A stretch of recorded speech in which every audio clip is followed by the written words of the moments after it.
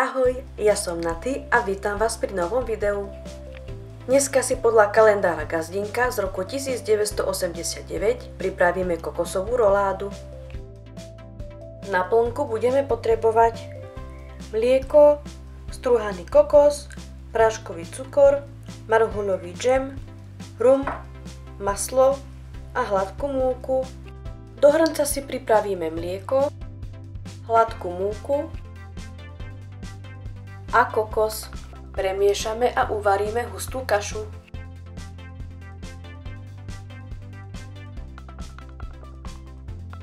Do horúcej kaše pridáme maslo,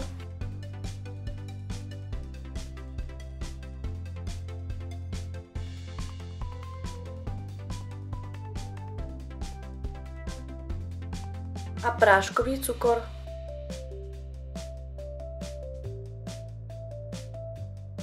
Premiešame a necháme vychladnúť.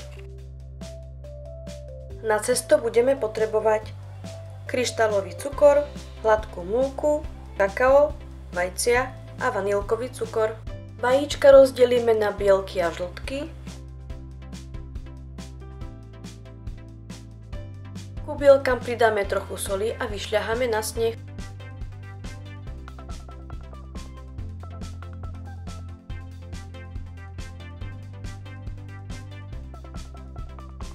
Pridáme vanilkový cukor, po častiach pridávame kryštálový cukor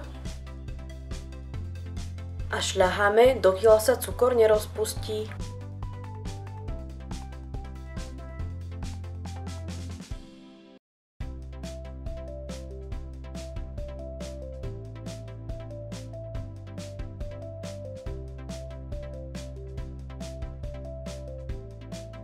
Pridáme žltky,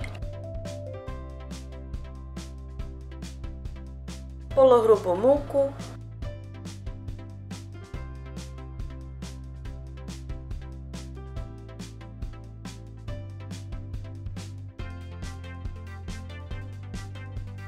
a kakao.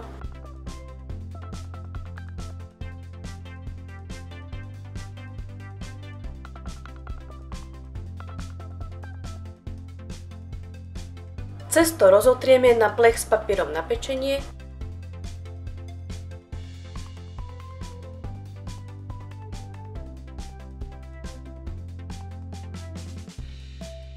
A upečieme.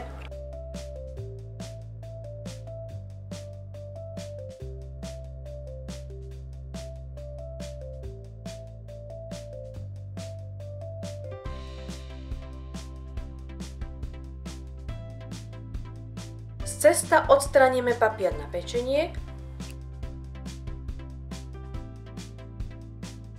Položíme ho na namočenú a vyžmýkanú utierku.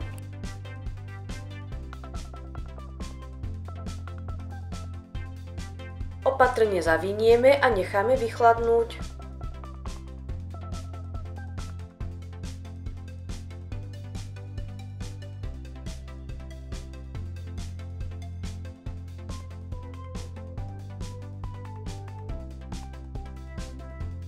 Ku vychladnutej plnke pridáme rum,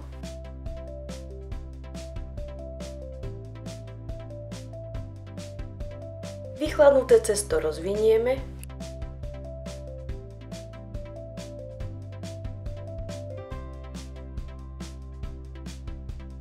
potrieme marhulovým džemom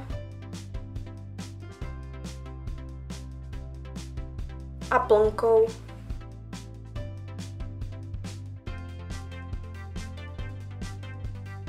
Trochu plnky si odložíme na potretie. Cesto opäť zatočíme, tentokrát ale bez utierky.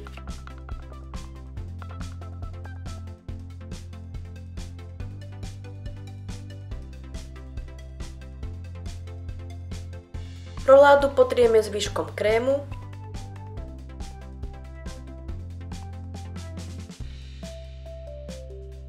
Posypeme postruhanou čokoládou alebo kokosom a dáme do chladu zatuhnúť.